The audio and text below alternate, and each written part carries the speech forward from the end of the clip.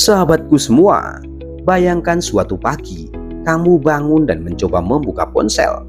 Tidak ada sinyal, wifi mati, komputer tidak terhubung ke internet, televisi dan radio hanya menampilkan layar kosong.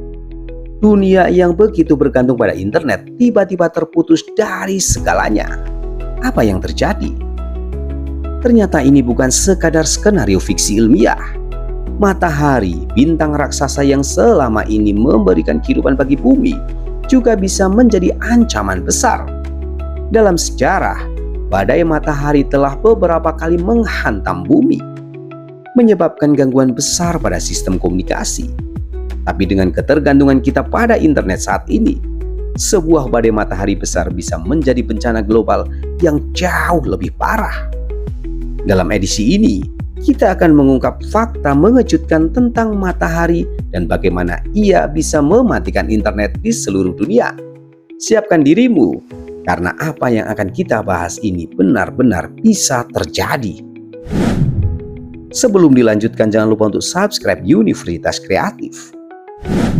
Yang pertama, matahari bukan sekadar sumber cahaya dan panas. Matahari bukan hanya bola gas raksasa yang bersinar. Ia adalah mesin raksasa yang terus-menerus melepaskan energi dalam bentuk cahaya, panas, dan partikel bermuatan. Angin matahari, semburan partikel bermuatan dari permukaan matahari, selalu mengalir ke seluruh tata surya, termasuk ke bumi. Biasanya, medan magnet bumi melindungi kita dari sebagian besar dampaknya. Tapi kadang-kadang, matahari melepaskan sesuatu yang jauh lebih dahsyat. Badai matahari atau semburan massa koronal yang bisa mengganggu teknologi kita. Yang kedua, badai matahari pernah melumpuhkan komunikasi di bumi. Pada tahun 1859, sebuah peristiwa besar yang dikenal sebagai peristiwa Carrington terjadi. Badai geomagnetik yang sangat kuat menghantam bumi, menyebabkan telegraf meledak, kabel-kabel terbakar, dan langit diterangi oleh aurora yang sangat terang bahkan terlihat hingga ke daerah tropis. Saat itu dunia belum memiliki jaringan listrik dan komunikasi modern. Jika peristiwa serupa terjadi hari ini, dampaknya akan jauh lebih buruk. Satelit, sistem navigasi, dan internet global bisa lumpuh dalam hitungan menit. Yang ketiga, bagaimana matahari bisa mematikan internet? Gelombang elektromagnetik dari badai matahari yang kuat bisa menginduksi arus listrik pada kabel bawah laut yang menghubungkan internet global. Jika ini terjadi, seluruh jaringan bisa terganggu.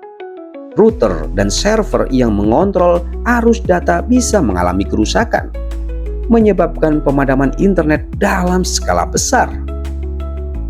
Satelit komunikasi yang ada di orbit juga bisa terkena dampaknya. Tanpa satelit, jaringan GPS, telekomunikasi, dan internet berbasis satelit akan lumpuh. Dunia akan terputus dalam sekejap. Yang keempat, dampak ekonomi dan sosial jika internet mati total. Internet bukan hanya untuk hiburan. Perbankan, perdagangan global, transportasi, dan bahkan layanan kesehatan sangat bergantung pada jaringan digital. Jika internet mati total selama beberapa minggu atau bulan, perekonomian dunia bisa runtuh. Bursa saham akan kacau, transaksi digital tidak bisa dilakukan, dan komunikasi antar negara akan terhenti. Dalam hitungan hari, masyarakat modern bisa kembali ke zaman sebelum teknologi digital menghubungkan dunia. Yang kelima, zona rentan, negara yang paling berisiko terkena dampaknya. Menurut penelitian, negara-negara dengan infrastruktur internet yang sangat bergantung pada kabel bawah laut akan menjadi yang paling terdampak. Amerika Serikat, Eropa, dan sebagian besar Asia memiliki risiko tinggi. Negara-negara yang masih menggunakan komunikasi berbasis radio atau memiliki sistem cadangan yang kuat mungkin bisa bertahan lebih lama. Namun, tidak ada yang benar-benar aman dari dampak badai matahari besar. Yang keenam, apakah kita bisa memprediksi badai matahari? NASA dan badan antariksa lainnya memiliki sensor yang bisa mendeteksi aktivitas matahari. Namun, kita hanya memiliki peringatan beberapa jam sebelum badai matahari besar tiba. Masalahnya, kita belum memiliki sistem perlindungan yang cukup untuk mencegah dampak besar pada jaringan internet dan satelit. Jika badai besar terjadi, kita hanya bisa berusaha mengurangi kerusakannya. Yang ketujuh, apakah kita bisa melindungi internet dari badai matahari? Para ilmuwan sedang mengembangkan teknologi untuk melindungi kabel bawah laut dan satelit dari dampak badai matahari. Salah satunya adalah membuat sistem cadangan berbasis darat yang tidak bergantung pada satelit atau jaringan bawah laut. Namun teknologi ini masih dalam tahap awal. Saat ini, satu-satunya cara untuk bertahan adalah dengan memperkuat infrastruktur yang ada dan menyiapkan rencana darurat jika internet benar-benar mati. Yang kedelapan, jika internet mati, bagaimana kita bisa bertahan? Jika internet mati selama berbulan-bulan, kita harus kembali ke cara komunikasi lama. Radio gelombang pendek, surat, dan komunikasi langsung. Tanpa Google, Wikipedia, atau email, masyarakat harus kembali mengandalkan buku, ensiklopedia, dan berita cetak.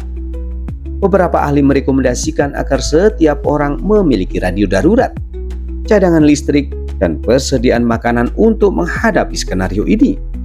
Bisa jadi, kita harus hidup seperti di tahun 1800-an. Sahabatku semua, jadi apakah matahari benar-benar bisa mematikan internet di bumi? Jawabannya adalah iya, dan ini bukan teori konspirasi.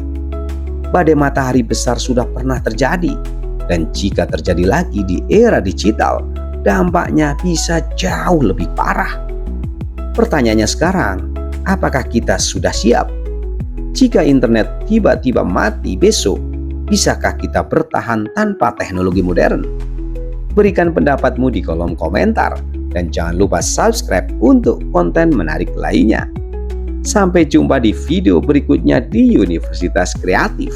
See you next time.